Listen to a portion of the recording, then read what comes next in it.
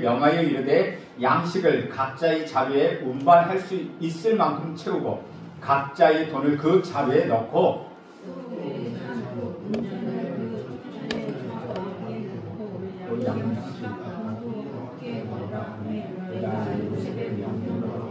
아침이 밝을 때에 사람들과 그들의 나귀를 보내니라. 그들이 성에서 나가 멀리 가기 전에 요셉이 청지기에게 일어나 그 사람들의 뒤를 따라가서 그들에게 이르기를 너희가 어찌하여 선을 악으로 갚느냐. 이것은 내 주인이 가지고 마시며 늘 점치는 데에 쓰는 것이 아니냐. 너희가 이같이 하니 악하더라 하라. 청지기가 그들에게 따라가서 그대로 말하니 그들이 그에게 말하되 내 주여 어찌 이렇게 말씀하시나이까. 당신의 종들이 이런 일은 결단코 아니하나이다. 우리 자기 있는 돈도 우리가 가난한 땅에서부터 당신에게로 가져왔거늘 우리가 어찌 당신의 주인 집에서 은금을 도둑질 드리느냐. 당신의 종들 중 누구에게서 발견되든지 그는 죽을 것이요 우리는 내 주의 종이 되리이다. 그가 이르되 그러면 너희의 말과 같이 하리라. 그것이 누구에게서 발견되면 그는 내게 종이 될 것이요 너희는 죄가 없으리라. 그들이 각각 급히 자루를 땅에 내려놓고 자루를 각기 푸니 그가 나의 많은 자에게부터 시작하여 나의 적은 자에게까지 조사하니 그 잔이 자리에서 발견된지라. 그들이 옷을 찢고 각기 짐을 나귀에 싣고 성으로 돌아가니라. 나와 그의 형제들이 요셉의 집에 이르니 요셉이 아직 그곳에 있는지라. 그의 앞에서 따라오니 요셉이 그들에게 이르되 너희가 어찌하여 이런 일을 행하였느냐. 나 같은 사람이 점을 잘 치는 줄을 너희는 알지 못하느냐. 유다가 말하되 우리가 내 주께 무슨 말을 하오리까. 무슨 설명을 하오리까.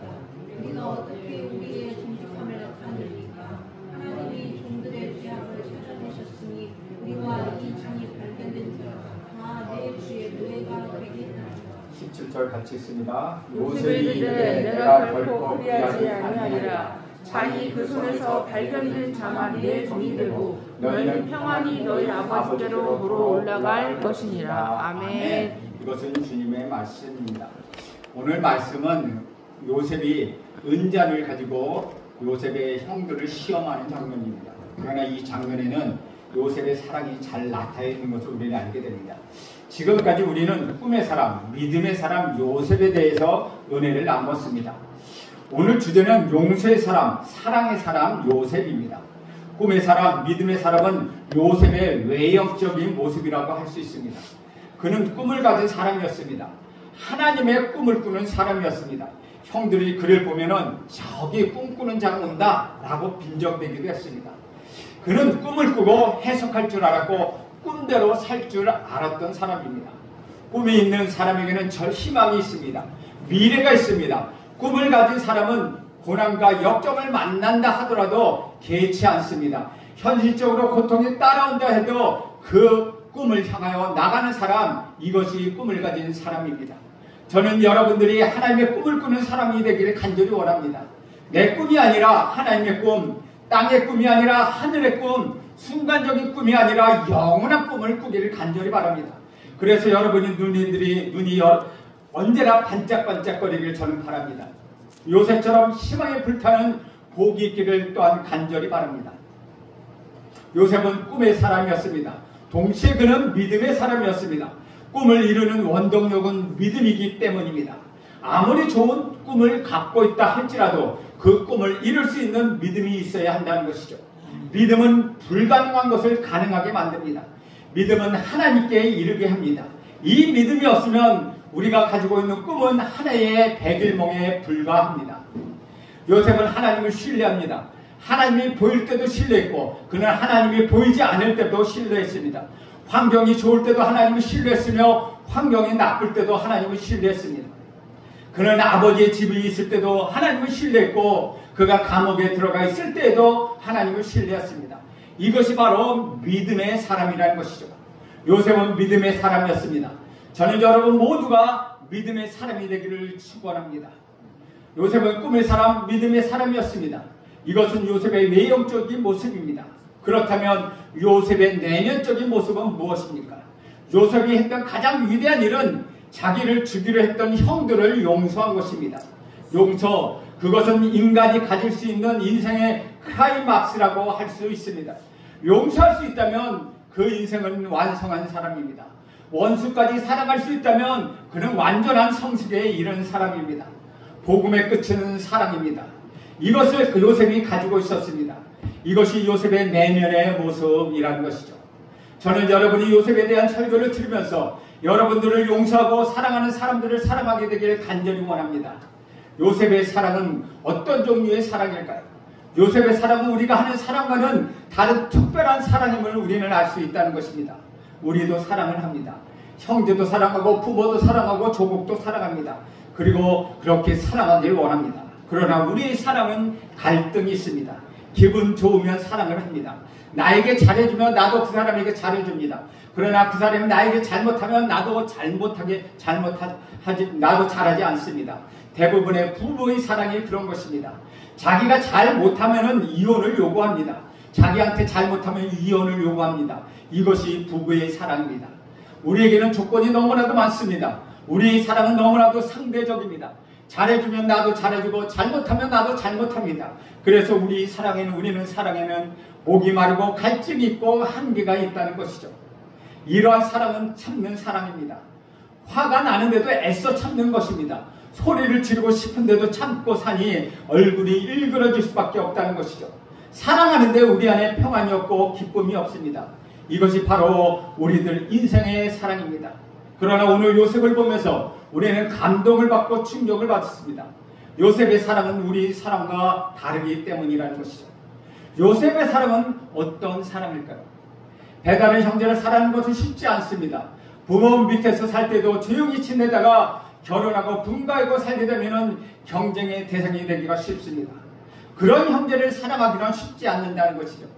포기하는 것은 쉽습니다. 그러나 자기를 죽이려고 했던 또한 애굽의 자기를 노예로 팔아버린 그 배다른 형들을 용서하고 사랑한다는 것 결코 쉬운 일이 아니었습니다. 그런데 요셉은 그런 사랑을 하고 있습니다. 요셉이 형들을 사랑하는데 애쓰거나 고민한 흔적이 없다는 것이죠. 그냥 당연하게 자연스럽게 그는 사랑합니다. 우리는 여기서 감동을 받습니다. 사실 요셉은 형들을 사랑하지 않아도 되는 입장이었습니다.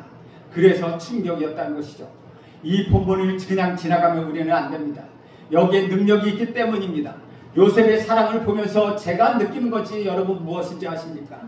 목사인 나의 사랑은 가짜구나 하는 것을 저는 발견하게 됩니다. 저는 많이 참습니다. 사랑하려고 애를 씁니다. 어떨 때는 승리하지만 어떨 때는 승리하지 못합니다. 저는 목사이기 때문에 겉으로도 표현하지 않습니다. 겉으로는 다 승리한 것처럼 보입니다. 그러나 실제는 그렇지 않다는 것이죠. 이것이 바로 인간의 사랑입니다. 그러나 하나님의 사랑은 다릅니다. 요셉의 사랑이 하나님의 사랑을 닮았습니다.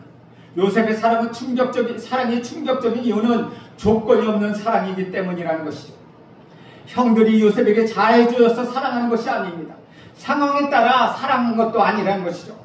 오늘 본문을 보면 요셉은 아버지 집에 있을 때부터 형제들을 무조건 좋아했다는 것을 우리는 알 수 있다는 것이죠.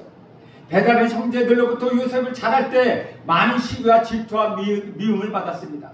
얼마나 미움을 받았으면 우물 구덩이에 그를 집어넣었겠습니까? 얼마나 형들의 미움을 받았으면 동생을 애굽의 노예로 팔아버렸겠습니까? 형들은 그렇게 했습니다. 그러나 놀라운 것은 요셉은 형들에게 그런 감정이 없었다는 것입니다. 이것이 충격이라는 것이죠.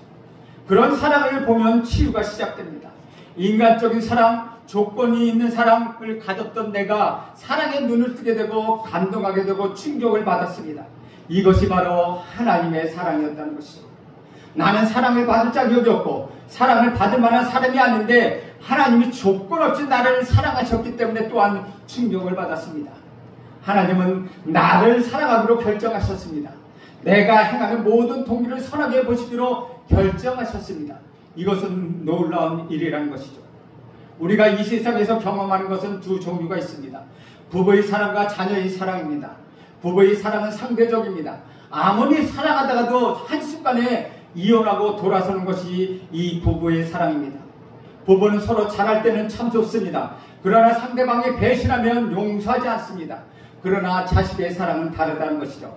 사랑받을 만한 가치가 없어도 자식은 사랑합니다. 죄를 지어도 자식을 사랑하고 부모의 가슴에 대못질을 해도 부모는 그 자식을 용서하고 사랑합니다. 저는 오늘 부부의 사랑이 자식의 사랑과 같이 되길 간절히 바랍니다. 어떤 원수도 어떤 잘못을 해도 받아들이고 용서하고 처음 잘못을 한 것처럼 그렇게 사는 복이 있기를 간절히 바랍니다. 요셉은 이런 사랑을 했습니다. 요셉은 형들을 아버지 집에 있을 때부터 사랑했습니다. 형들의 잘못을 고자리를 한 적이 있는데 그것은 형들을 미워하거나 형들과 경쟁하기 위해서 했다기보다는 요셉의 정직성 때문에 그렇게 말한 것뿐이라는 것이죠. 요셉은 형들이 아무리 자기를 힘들게 하도 순진하게 형들을 사랑했습니다. 형들을 위하여 식사를 갖다 주고 형들이 주기를 할 때에도 아니 형이 왜 그래서요? 라고 표정으로 말하는 그였습니다. 요셉에게 또 하나의 특징이 있습니다. 애굽에 팔려가 감옥에 들어가도 요셉은 형들을 원망하지 않았습니다. 성경에 보면 형들에 대한 한을 품고 형들에 대한 원망을 기록한 곳 단 한 군데도 없습니다. 자기를 죽이려 했던 형들이었지만 요셉은 감정이 없었습니다. 모두 다 잊어버렸습니다.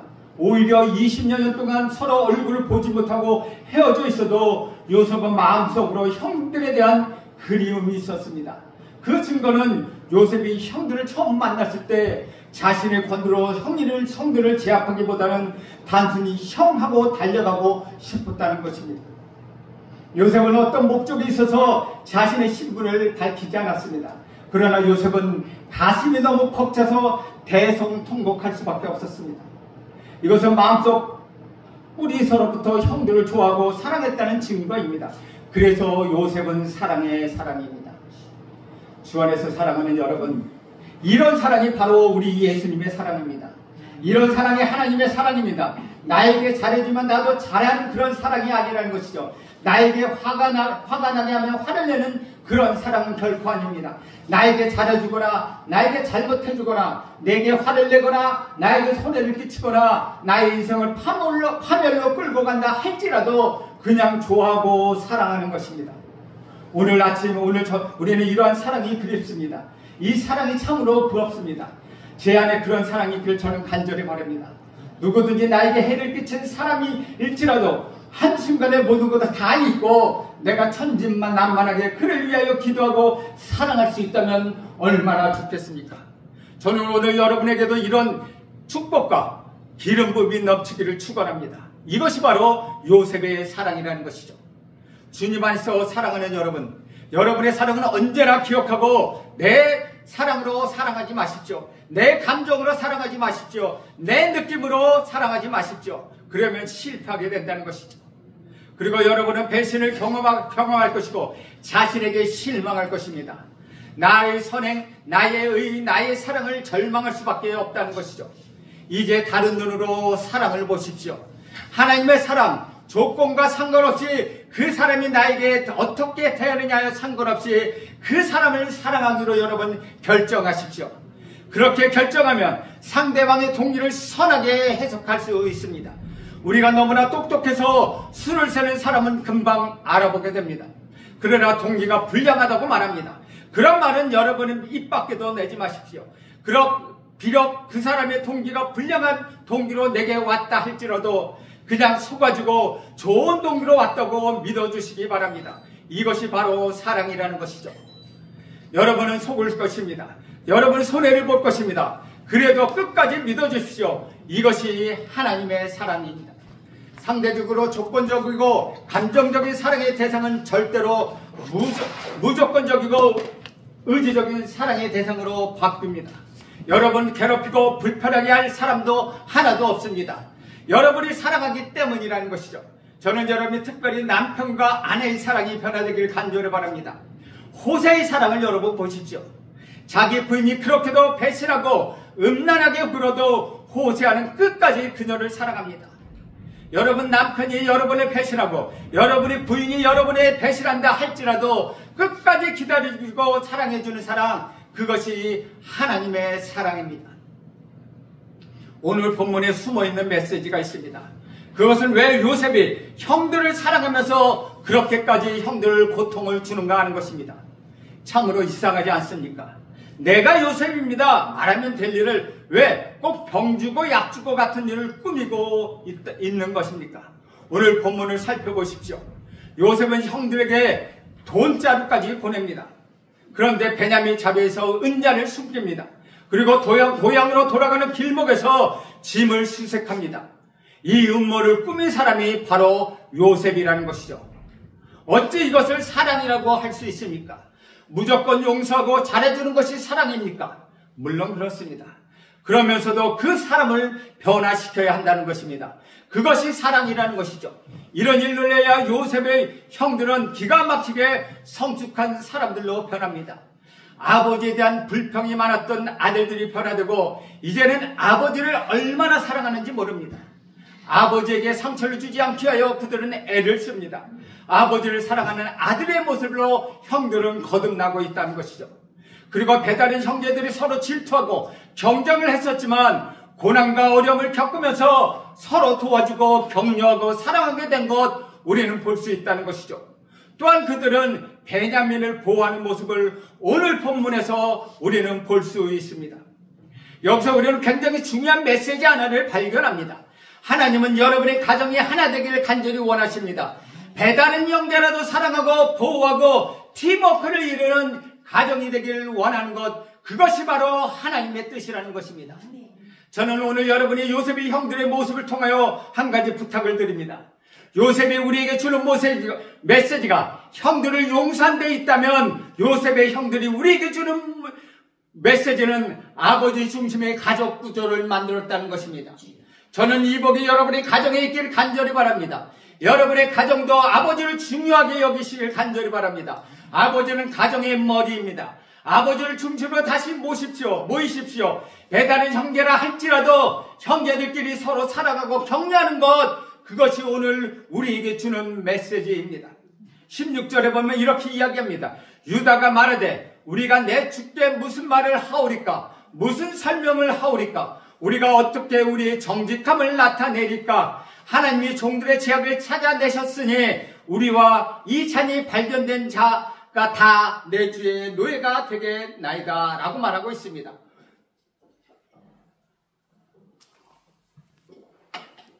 우리는 여기서 또 한 가지 메시지를 발견할 수 있습니다. 유다가 죽음을 무릅쓰고 요셉에게 탄원합니다. 베냐민을 위한 유다의 간청은 서로 실로 눈물겨울 정도입니다. 유다는 요셉에게 행한 전날의 과오에 대한 진실한 참회와 늙은 아버지에 대한 애틋한 효성으로 열정적으로 고백합니다. 유다는 야곱의 사랑을 받은 베냐민에 대하여 그 위에는 그 아이라고 호칭을 부르며 22번이나 애원할 것입니다. 또한 아버지 야곱에 대하여 말함을 통하여 요셉의 동정심을 불러일으킵니다. 베냐민이 돌아가지 않으면 아버지 야곱이 죽게 된다고 그런 말합니다. 유다는 계속해서 베냐민을 집으로 돌아가야 함을 간청하고 난 다음에 베냐민을 대신해서 자신이 종이 되겠다고 제안합니다. 이러한 유다의 제안은 베냐민에 대한 진실한 사랑과 아버지 야곱에 대한 효성으로 드러나게 되는 것입니다. 유다의 말은 다른 형제들에게 큰 감명을 주었고 요셉 또한 감격하게 됩니다. 이것이 유다의 거룩한 희생이었다는 것이죠. 유다는 과거에 요셉이 종으로 팔아버린 죄, 또한 자기 며느리 다말과의 관계한 범죄에 대하여 하나님 앞에 깊이 회개할 것입니다. 그러한 사실을 말하기 위하여 요셉의 이야기를 하던 도중에 38절에서 갑자기 유다의 범죄살이 끼어 있었던 것입니다.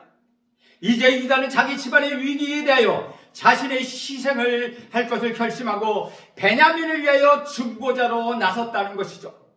유다는 과거의 범죄함으로 아버지 야곱의 마음을 슬프게 했으나 이제는 아버지 야곱을 위하여 자신을 희생하고 있습니다. 이렇게 유다가 베냐민을 위하여 자신의 희생을 한 이 일은 후에 우리 구주 예수 그리스도께서 자기 백성을 위하여 자기를 희생제물로 내어주신 그 일을 보여주고 있다고 말하고 있습니다. 사랑하는 여러분, 여러분들이 잘 아시듯이 나중에 이스라엘이 국가를 이룰 때 야곱의 12아들을 통하여 12지파로 구성됩니다. 그런데 역사를 살펴보면 유다의 후손에서 우리 예수님이 나십니다. 그리고 솔로몬 왕 이후에 이스라엘 12지파가 분열하여 남쪽 유다와 북쪽 이스라엘로 나눠졌을 때, 아이러니하게도 남쪽 유다에는 유다 지파와 베냐민 지파가 남는다는 것이죠. 그리고 나머지 10지파는 북이스라엘에 속하게 됩니다. 이때 왕조가 나타날 때 베냐민 지파는 유다 지파와 함께 행동했다는 것입니다. 베냐민은 유다의 행동을 같이 하면서 떨어져 나간 10지파를 다윗에게로 그리스도에게로 돌이키는 일에 힘썼다는 것이죠. 이것은 유다가 베냐민 대신 자기를 담보로 내어주었던 일을 기억하고 베냐민 지파가 유다 지파에 남아 있음으로 인하여 은혜를 갚았다는 것입니다. 참으로 감동적인 사실입니다. 그리고 오늘 본문에서 베냐민을 대신하여 기꺼이 자기 생명을 내어놓는 유다의 모습에서 예수 그리스도의 죄인을 위한 증거 모습을 보게 된다는 것입니다. 그런 면에서 유다는 우리 구주 예수 그리스도의 예표로 나타나고 있습니다. 이제 이런 일을 통하여 야곱의 집안의 시기와 질투가 사라지고 하나님의 언약 안에서 화목하는 모습이 되었습니다. 요셉은 자기 형제를 환대한 후 형제들의 마음을 알기 위하여 마지막 시험을 보았습니다. 이때 베냐민을 비난 유다의 진심 어린 변론은 매우 감동적이라는 것이죠. 유다의 진실한 고백은 요셉의 마음을 더 이상 억제하지 못하게 만들었다는 것입니다. 유다의 이 탄원이야말로 구약 성경에서 가장 아름다운 찬란한 웅변이었습니다. 저는 여러분의 삶에도 이러한 유다의 고백이 있기를 간절히 바랍니다. 이처럼 진실한 곳에는 회복이 있다는 것입니다. 오늘 본문에서 요셉이 형제들 그토록 난관에 빠뜨린 이유는 무엇인지, 그것은 결코 자신이 당한 과거의 치욕을 되갚으려는 철저한 보복의 심리에서가 아니라 요셉의 순수한 사랑이었다는 것을 살펴보았습니다. 요셉은 자신을 통하여 이스라엘을 애굽에 보내시려는 하나님의 뜻을 알고 있었으며 자신이 이 목적을 수행하기 위하여 당장 형제를 만나고 싶은 충동마저 억제함을 알고 있었다는 것이죠. 그러므로 이 시험은 자신을 팔아넘긴 형제들이 베냐민을 버리고도 돌아갈 것인지, 아니면 진심으로 베냐민과 생사를 함께 할 정도로 과거를 잊고 있는지를 확인할 좋은 기회였다는 것이죠. 이런 의미에서 요셉의 내린 시험은 예수님의 사역을 연상하게 합니다. 예수님은 당신을 통하여 하나님의 뜻이 이루어지도록 모든 인간적인 욕구를 억제해야만 했으며, 때가 이르기까지 메시아의 그 메시아성을 밝히기까지는 그토록 거부하셨다는 것이죠. 아무튼 시험을 받아 공격에 처했음에도 하나로 뭉친 요셉의 형제들의 신앙과 하나님의 뜻이 이루어지기까지 자신의 모든 욕구를 눈물로 억제한 야곱의 신앙이 합쳐져서 이스라엘이라는 민족이 구속사에서 등장할 수 있었다는 것입니다. 오늘날 신약의 성도들은 구속사의 흐름이 새로이 등장하는 주인공들입니다. 그러므로 우리 구주 예수 그리스도에서 구원의 은총을 베풀기 위하여 자기 자신의 모든 욕구를 억제하심을 기억한다면 성도들은 현재 자신에게 닥친 상황을 신앙으로 견뎌내는 자세를 견지해야만 한다는 것이죠. 사랑하는 여러분, 형제간의 우애의 시험을 해보던 요셉에게 큰 감동을 주는 유다의 감동적인 변론을 기억하십시오. 유다의 대변론의 힘은 그의 진실함이 있었습니다. 만일 거짓을 말하면 순간 상황에 대처하려는 세상적인 지혜로 행동했다면 그의 논리는 요셉의 마음을 사로잡을 수 없었을 것입니다. 나아가서 이스라엘을 애굽에 보낸 진실한 선민으로 훈련하시려는 하나님의 계획은 더 뒤로 미루어졌을 것입니다. 주 안에서 사랑하는 여러분, 인생을 살아가다 보면 불가피하게 죄를 지을 때가 있습니다. 그러나 그때 좌절하거나 낭망하지 마십시오. 변명할 생각을 버리고 나에 있는 죄를 그대로 인정하십시오. 그리고 하나님의 의로우심을 인정하면서 내가 스스로 저지른 죄악에 대하여 고통스럽지만 성실히 책임을 지는 것입니다. 그러면 하나님께서 정직하게 죄를 회개하는 자에게 허락하시는 유쾌한 기쁨이 그들에게 있다는 것입니다. 하나님께서는 끔찍히 사랑하시지만 때로는 우리를 더욱 엄하게 훈련하시기도 한다는 것입니다. 이런 훈련을 통해서 하나님으로부터 무엇인지 우리는 배우고자 하는 것입니다. 하나님의 계력은 참으로 놀랍습니다. 나의 잘못으로 인하여 주위 사람에게 피해가 갈 수 있다는 걸 기억하시고 변화할 수 있는 사람이 되기를 간절히 소원합니다. 오늘 유다처럼 진실한 마음에 변화를 가져서 그들의 마음을 탄원했을 때 요셉의 마음을 움직인 것처럼 우리가 진정으로 하나님께 진실함으로 고백하고 하나님께 엎드려 간구할 때 하나님 우리의 간구를 들어주시고 우리의 기도에 응답해 주실 것입니다. 그럴 때 우리는 요셉처럼 사랑이 되고 예수 그리스도처럼 하나님 절대적인 사랑으로 나갈 수 있게 될 것입니다.